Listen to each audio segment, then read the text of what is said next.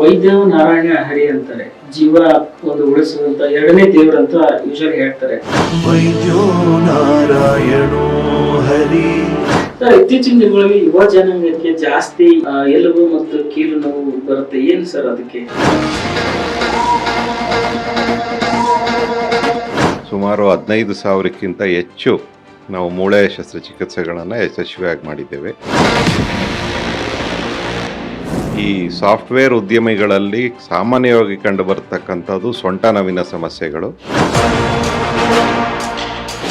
Sir, ಈಗ ಇತ್ತೀಚೆಗೆ ಜಾಸ್ತಿ ಈ ಆರ್ಥರೈಟಿಸ್ ಕಾಯಿಲೆ ಜಾಸ್ತಿ ಬರುತ್ತೆ. ತಂತ್ರಜ್ಞಾನ ಬಂದಿದೆ.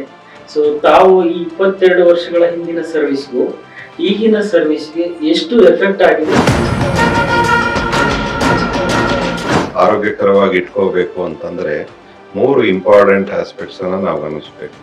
ಒಂದು, ಸರಿಯಾದ ಪೌಷ್ಟಿಕಾಂಶ ಇರತಕ್ಕಂಥ ಆಹಾರವನ್ನ ನಾವು ತಗೋಬೇಕು.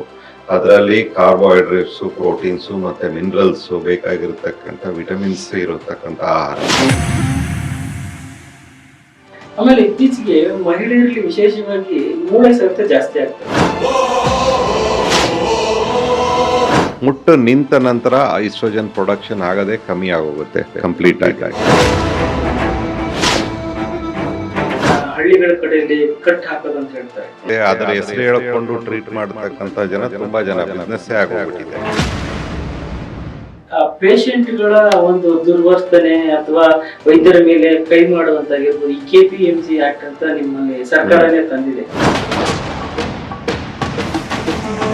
ಎರಡನೇದು, ಇತ್ತೀಚಿನ ದಿನಗಳಲ್ಲಿ ವೈದ್ಯರ ಮೇಲೆ ಅಥವಾ ವೈದ್ಯಕೀಯ ಸಿಬ್ಬಂದಿಗಳ ಮೇಲೆ ಹಲ್ಲೆ ಆಗತಕ್ಕಂಥ ಸಂದರ್ಭಗಳು ಹೆಚ್ಚಾಗಿ ಕಂಡು ಬರ್ತಿದ್ದಾವೆ. ಪ್ರತಿಯೊಂದು ವ್ಯಕ್ತಿಯನ್ನು ಕೂಡ ಬದುಕಿಸ್ಲಿಕ್ಕೆ ಪ್ರಯತ್ನ ಮಾಡೋನೇ ವೈದ್ಯ.